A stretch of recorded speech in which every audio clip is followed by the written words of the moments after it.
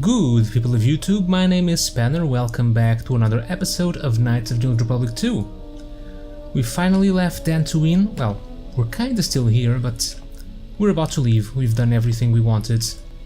For now, let's continue interrogating HK-47, which is now fully rebuilt. Query, is there someone that you need killed, Master?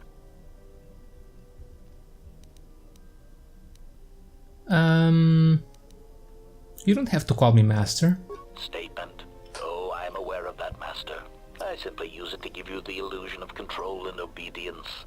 Humans often need such comforts until the end comes. What do you mean, the end? Consolation, Master. Everyone dies eventually, and not all of them by my hand. Even droids die when not routinely maintained, sadly enough. But until you do, you answer to me. Statement. Of course I do, Master. Until the end. I had some questions. Statement. More questions. Wonderful. How did you get scattered all over the galaxy? Theory. Well, Master, I believe I was shot repeatedly. Once reduced to my component parts, I suspect pieces of me were sold across the galaxy. Statement. I am an extremely valuable piece of equipment after all, Master. My parts were no doubt costly to obtain, and their new owners hesitant to part with them. It was something of a pain, yes. Statement. That is indeed unfortunate, Master. It is merely another thing my attacker will answer for. I would be most distressed if you were to shoot me, attack me, or dismember me in any way. I do not wish to repeat the experience. More questions. Statement. More questions. Wonderful. HK, do you know what love is? Answer. Many organic meatbags find that question difficult to answer, Master, but I believe I can provide you with a satisfactory definition. Definition. Love is making a shot to the knees of a target 120 kilometers away using an Aerotech sniper rifle with a tri-light scope. There's a certain lethal charm in such a shot, I agree. Statement. This definition, I am told, is subject to interpretation. Obviously, love is a matter of odds. Not many meatbags could make such a shot. And strangely enough, not many meatbags would derive love from it. Yet for me, love is knowing your target, putting them in your targeting reticle, and together achieving a singular purpose against statistically long odds. More questions. Statement. More questions. Wonderful. Who was your previous master? Answer. Master, ironically enough, I seem to have developed a sudden bout of memory loss. I shall struggle to recall an answer to your question, but for now, it is sadly beyond my capabilities. Consolation. Besides, you are a fine master. Do not be worried about being rendered insignificant if I were to inadvertently compare to some silly old master I once possessed. More questions? Statement. More questions. Wonderful. Do you know anything about the Sith hunting us? Answer.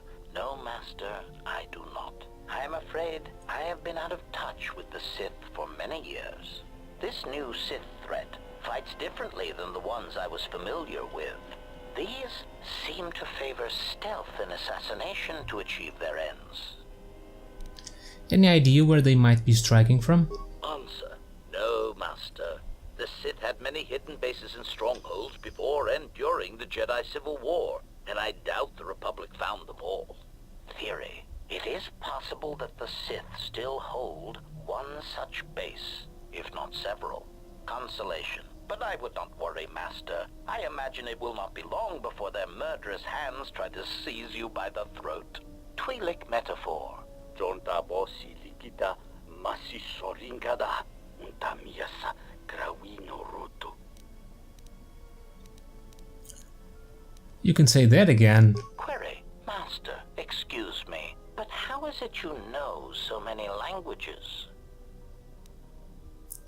I picked up a sonic imprint sensor on Paragus. It doubles as a translator.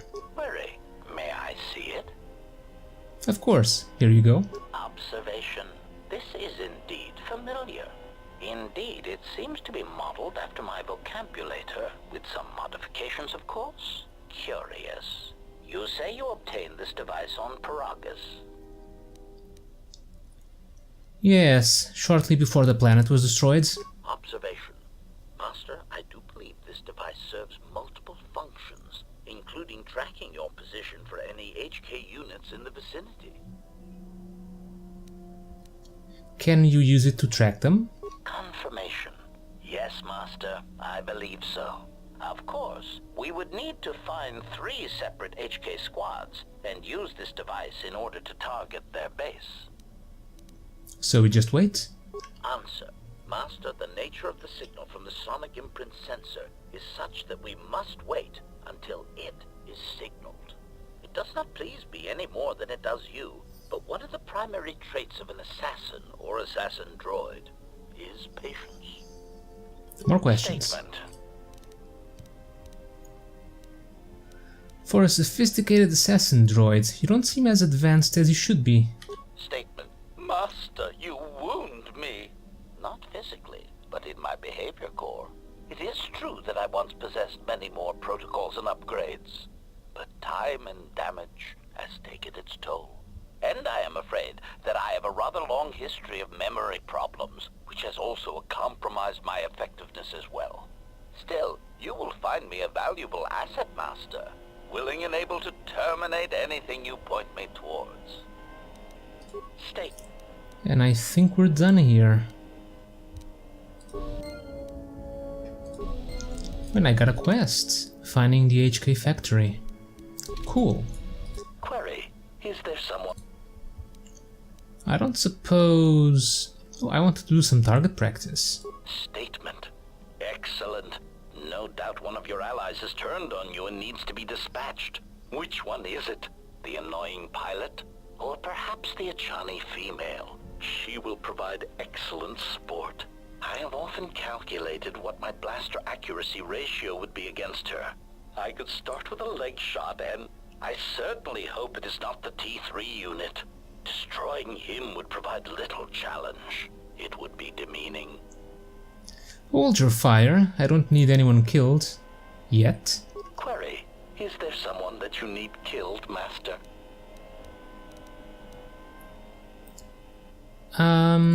Just some questions. Do I have enough influence to ask about this? Answer. No.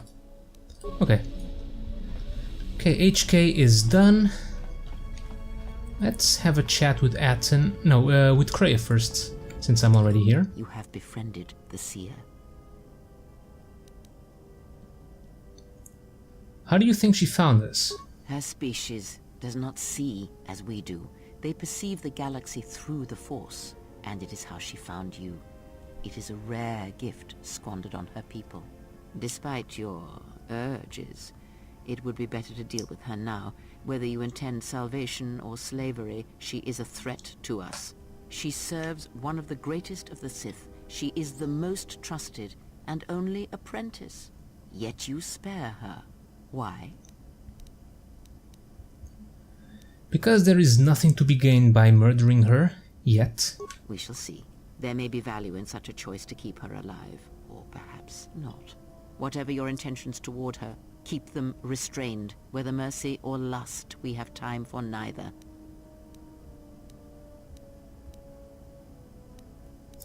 If she threatens any of us again, I will deal with her, I promise you. Is that so? Well, perhaps there will be a second chance for her to inflict harm, so you may test such a statement. It is good that you have never wondered what lay beneath her robes, if her alabaster skin was as white and unblemished as her face, or if perhaps she bore the scars of slavery, and if that would stir you more, if perhaps her deferent tone would change once you held her by the throat and showed her how far a Jedi can fall. Few are the thoughts that can hide in the shadows of your mind, exile, and such passions are not strength but erosion.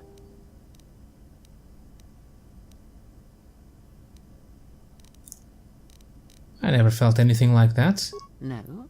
Then perhaps I was simply mistaken. Not yet, at least. See to it that you do not ever think such thoughts. Mating with her will bring more harm than you know. Like the servant of Atris, this one has other masters. Though blind, she has ties to darkness. Her presence here is a threat to us, to you. Do not underestimate her, or her loyalty.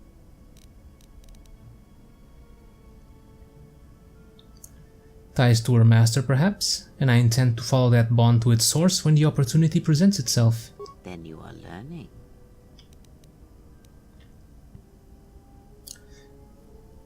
Ethan said her planet was wiped out, that it was the only colony of her people in the sector of the galaxy. Do you know why her homeworld was destroyed? Because it was its time? Perhaps you should ask her. It begs many questions. Her people are not prone to violence, war, or hatred, yet their planet is obliterated, scoured from the face of the galaxy, and all that remains is a Sith. Well, if her people all see through the Force, then maybe someone wanted to blind them. The Mandalorians were right to respect you on the field of battle. The Jedi are gone, vanished. Now, an entire planet of Force sensitives wiped clean of life. And now this slice of the galaxy is blind. It is no coincidence. The two events are tied. Someone wants this sector of the galaxy blind to the Force, so they can move freely, or strike without warning. I fear you are right. And I fear it may prove more than that. Damn, I am quite good at this. Is a hunger. And there are spirits in the galaxy whose hunger is never satisfied. But there is little to be done about it now. Watch the seer carefully. She may reveal more. Could have gained some influence with Kreia. Yes. Have you... Can I unlock the other dialogue options? Oh, we have more options here. Can you tell me about the crystal? Sure. That crystal is bonded to you. Through you, it acquires its character and strength. And through it, your power is enhanced. Should your power increase or your resolve change, speak to me again about this matter, and I will help you refocus your crystal. I can do it on the workbench. Is there something else you wished? What do you know of Visa's master? He, if he can truly be called a man any longer, is one of the Dark Lords that pursues you. I do not think he knows what you are. Not yet. He spared the Miraluka, and that may have been the last shred of feeling that exists within him. Keep his slave close to you. I suspect there was a reason he spared her, and perhaps a reason that she survived when the rest of her people and the Jedi did not. He's no longer a man? One cannot have power of that magnitude that her master possesses and still think and perceive the universe as we do, as most of us do. I had hoped that you would not have to confront him, but her presence here has changed all that. You will have to meet him in battle. You must be prepared to sacrifice the blinded one. Perhaps her death will buy you the time you need to deal with her master.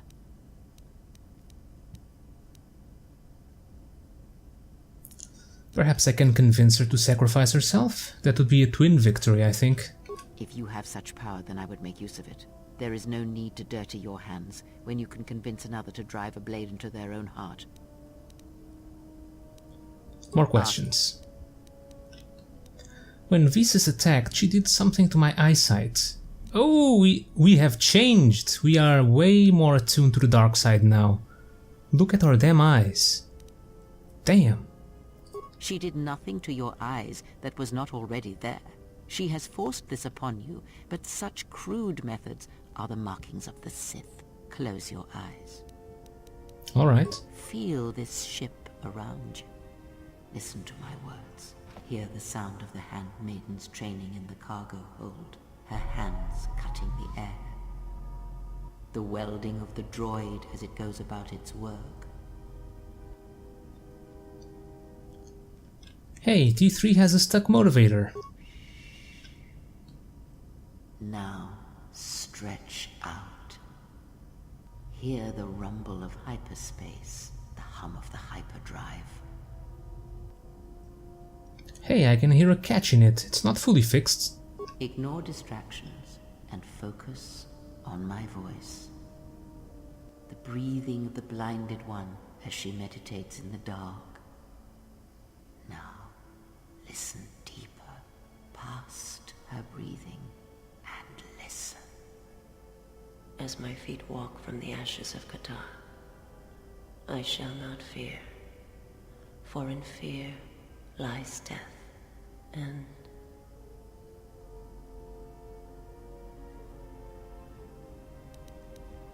I heard her thoughts. You are strong indeed. What you heard were surface thoughts only, but it is something that masters have trained for years and never learned. Can I do that whenever I wish? That is not the real question you should ask. Is such listening enough to perceive the world around you? It is not. Because to listen to the thoughts of another is much like attempting to see the universe only with your eyes. It is equally limiting. Now leave me be. I must rest. But I have more questions. I gained +1 awareness and recovered some of my connection to the Force. Nice. Maximum Force points increased. And yeah, we look awesome. Yes. Let's see. Did you know Revan? Perhaps. I think it is fair to say that few did. Where did Revan come from? Revan had a mother and father, parents, ancestors, like all Jedi do. And when he awakened to his potential, I was there to see it. But where he was born, where he came from, I do not know, any more than I know where he walks now. Some said that Revan was born in the outer regions, beyond the Rim, and that's what called to him during the Mandalorian Wars. And after, it was the call of home. What else do you know of Revan? I know more, but it may not be enough for the answers you seek. What caused Revan to fall, to turn on the Republic? Fall? Ah, already you presume much. You were there at Malachor. Revan's choices were always his own. It was not teaching or circumstance or example, it was him.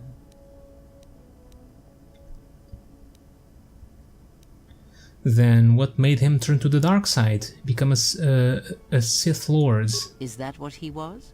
Or was he always true to himself, no matter what personality he wore? And there is something that the Council may never understand, that perhaps Revan never fell. The difference between a fall and a sacrifice is sometimes difficult, but I feel that Revan understood that difference more than anyone knew. The galaxy would have fallen if Revan had not gone to war. Perhaps he became the Dark Lord out of necessity, to prevent a greater evil. I do not believe the Jedi Council changed Revan as they claimed. They merely stripped away the surface and allowed the true self to emerge again, someone who was willing to wage war to save others. But that is my belief, since I knew Revan from long ago, as a master knows their apprentice. You trained him? He came to me, yes, both before and after. Before Revan knew himself. And after, in the times when Revan was coming into his own and learning he was more than he had been told. At one time, Revan was my Padawan, in times past, long ago. But Revan, when he had learned all he could, had other masters, that fool Jar and other Jedi on other planets. He learned from each, but in the end, he turned back to me. When he realized there was nothing more to be learned from the Jedi except how one could leave them forever. What was Revan like as a student? Revan was power. It was like staring into the heart of the Force. Even then you could see the Jedi he would slay etched on his soul. What do you see when you look at me? You are different. When I look at you, it is like staring at the death of the Force. What else do you know? More. Okay, I guess I have other questions. And I think... Oh, this is new. If the Council cast you out, how come Atris and none of the Jedi Masters mentioned you? Ignorance. And perhaps they do not remember or care. It is of no consequence to me or to them. You're lying. Am I? Then perhaps you should know. There are techniques in the Force where one can cloud the memory of others, make their presence so small as to be unnoticed. And on the worlds where we have encountered these Jedi, there is much life and death, where sensing such things is difficult. As I said, It is of no consequence to me, or to them. Do you use that technique on me? No, but if I did, you would never know, so my words only carry as much worth as you believe them to. But perhaps you will understand this, that perhaps it is important to me that you see me and my actions uncloaked. It is important that your judgments, whether be good or bad, stem from seeing me as I truly am.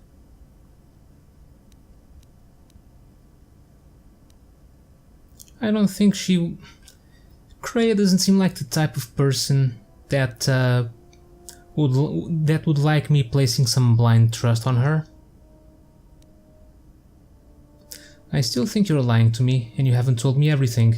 Then you are learning quickly. Ah, nice. Distrust is an effective shield and should be carried always. Ask. And we have this one. I have thought more about the destruction of Visis's homeworld. And Wait, I asked this already. Athens said her planet was wiped out, that it was the only colony of her people in this sector of the galaxy. did he? And what do you make of that? The Mandalorian. Yeah, we But asked this before. Okay. Okay, I think we've done all the dialogue with Kreia. We got some experience. I have checked online about the different companions and what you can get with influence. Kreia only, well, she's already a Jedi, so you get some experience for unlocking everything with high influence. The droids can get some upgrades. Aten, Beodur, and the Handmaiden can become Jedis. The problem with playing dark side is most of these characters are appreciate light side options. So if I bring them with me, it's they won't like me that much. But I think Handmaiden we can use we can influence mostly through dialogue, so we can probably afford to lose and to gain some light side points. Yes? What are you doing? I am training, so that if danger should... Oh, I have asked her already. Can you teach me some fighting moves? Training is something reserved for certain caste members of the Ichani, but I do not see the harm in instructing you in some basic principles. I do not understand how you and Atris fight, but I will instruct you on how Ichani children are raised on warfare. That seems as good a place as any to begin. All Ichani fighting principles rely on foundations. If one does not understand the most basic of fighting moves, it is not possible to understand the higher tiers.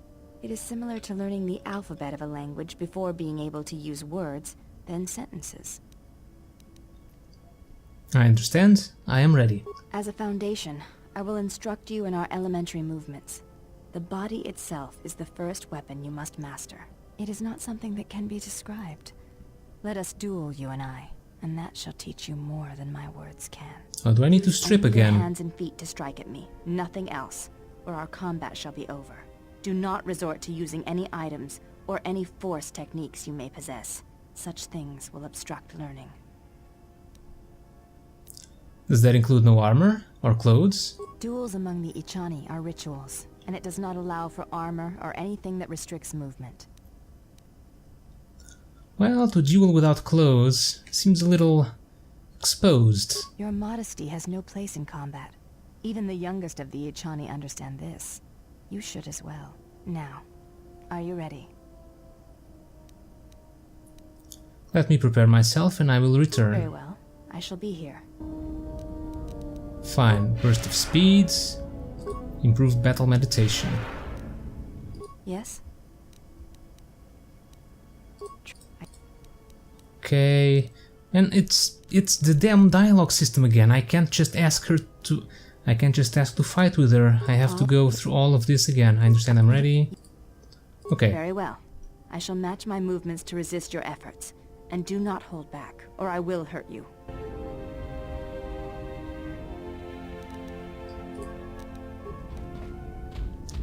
Hey, you're using a helmet. Oh, and so am I, apparently.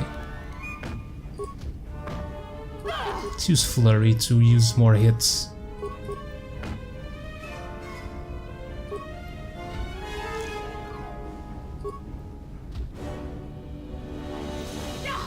I've defeated 5 of your friends at once. I think I can handle you.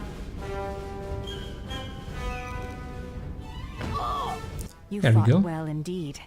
You have caught the principles of the style by watching and anticipating my movements. Before you go, there is something I must know. Why did you go back? Face trial? I guess I thought maybe they could help me. I see. It was always something I was curious about. To walk to one's own sentence willingly. It's a brave thing.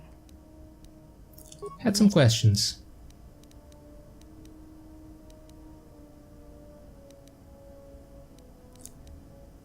Do you think you could put some clothes on? It does not seem to bother you. Yeah, well, I can walk around like this if I want to. This is my ship.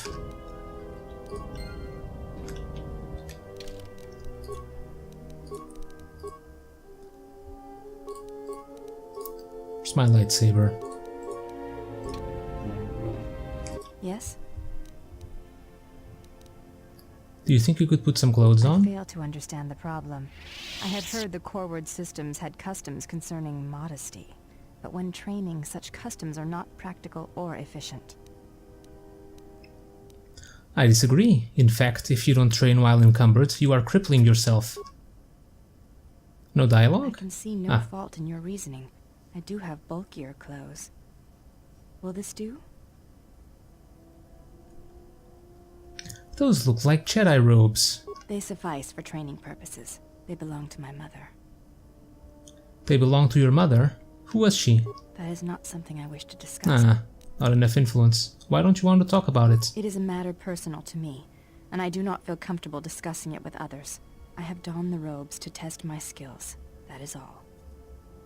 You may... I asked all of this before. There is no need to... It is... You may...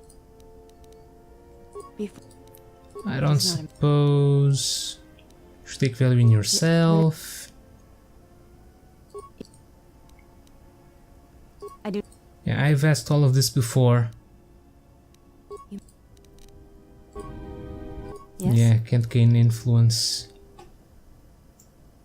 Can you teach me some more fighting moves? Very well. I think you are ready for the next tier of instruction. See if you can For gain this, some we more will keep influence. the etiquette of the last duel, but we shall add any melee weapon you choose to the ritual, with the exception of the Jedi weapon. Oh, the really? saber. Vibroblade, Bothan stun stick, force pike, whatever you wish. But no items, no force techniques. Okay, let me prepare myself. Let's cheat again. Let's see, we shall use the Tekla blades. Burst of speeds. Battle meditation. Yes? More fighting moves. Alright, any melee weapon, but no lightsaber, no items, and no force powers. Then Got let it. us begin. Oh, it removed my powers. Oh, did it do the same thing last? Wait, didn't I? Where's my swords?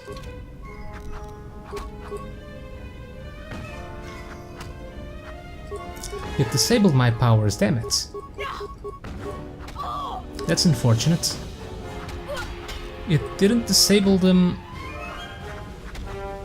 I seem to do less damage with the swords. Oh, I'm going to lose this one.